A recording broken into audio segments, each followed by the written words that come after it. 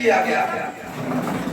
और हम ये देखते हैं कि आज की तिथि को बड़े ही अच्छे ढंग से हर स्कूलों में और हर लोगों के द्वारा यह मनाया जाता है जिनको शिक्षकों से लगाव है। एक चीज, पीछे खड़े जो भी बच्चे हैं, अगर बात करना ही है तो हम अपनी बात को छोटा कर लेते हैं, क्या तुरंत समाप्त कर लेंगे, क्योंकि वर्ग में भी मेरी आदत है कि जब मैं आपको अध्यापन कराऊं तो एक आवाज ना आए, आपके तरफ से प्रश्न हो, मैं उसका उत्तर दे सकूं और मैं जो पूछूं आप दे सकें। और यहाँ भी यही चाहता हूं कि आप आज मुझे कुछ कहने के लिए मौका दिए हैं तो कुछ सुने।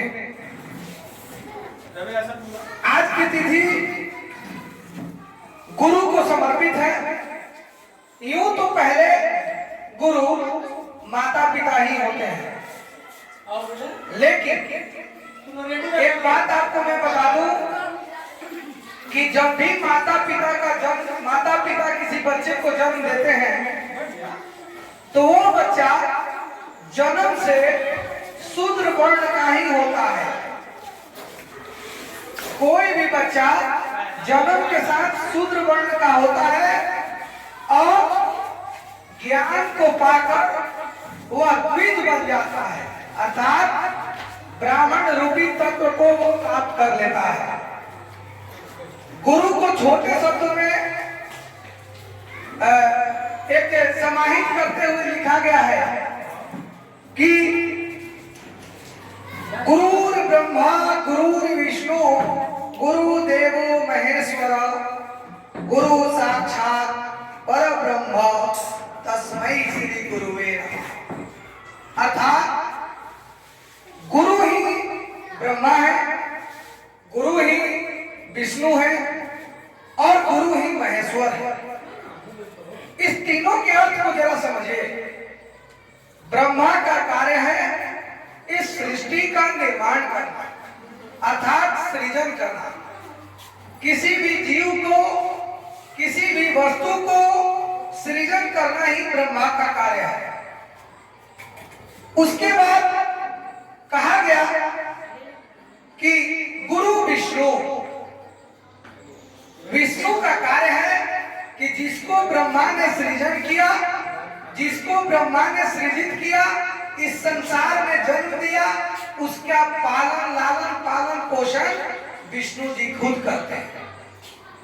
और अंत में गुरुदेव महेश्वर, और महेश अर्थात भगवान शंकर, इनका कार्य है कि इस संसार की तमाम जो तुलनात्मक व्यवस्था है कि ना कुछ ज्यादा हो ना कुछ कम हो, सबको बराबर करे, अर्थात सबको मोक्ष प्राप्ति करने का, संहार करने का, नया निर्माण करने के लिए एक अवसर प्रदान करने का जो अधिकार दिया गया वो महेश्वर को दिया गया, अर्थात शंकर भगवान को दिया गया।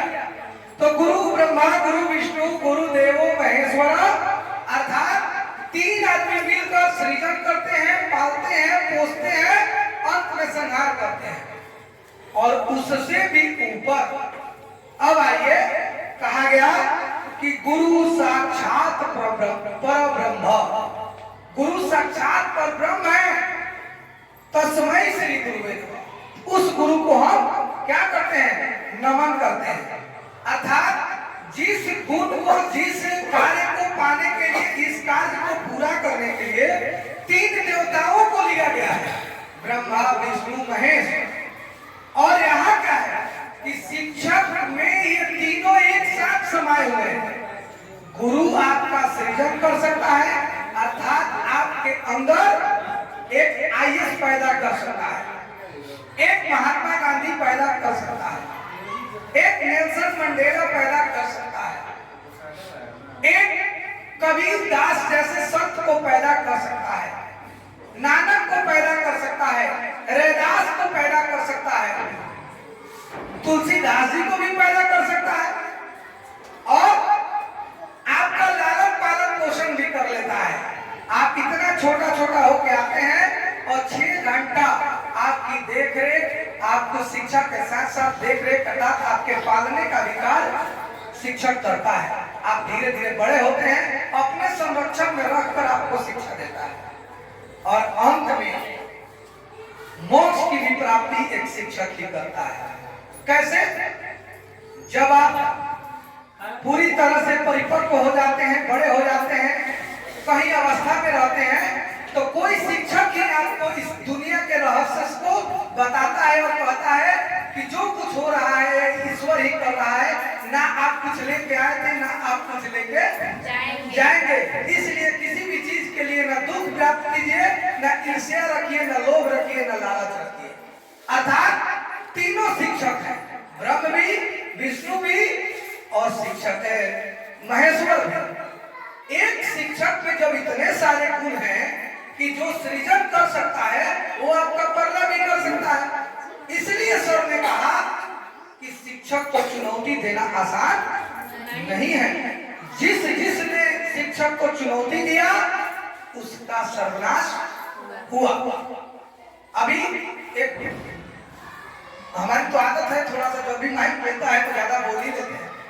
अभी ये घटना हुई आपके दिया जलाने की बात को लेकर हुई ना, किसी बच्ची ने कहा कि सर तेल महंगा हो गया है। सच्चाई है, आज से पहले सभी लोग कहा करते थे कि शिक्षक उस दीपक के समान है जो खुद जलता है और दूसरों को रोशनी देता है।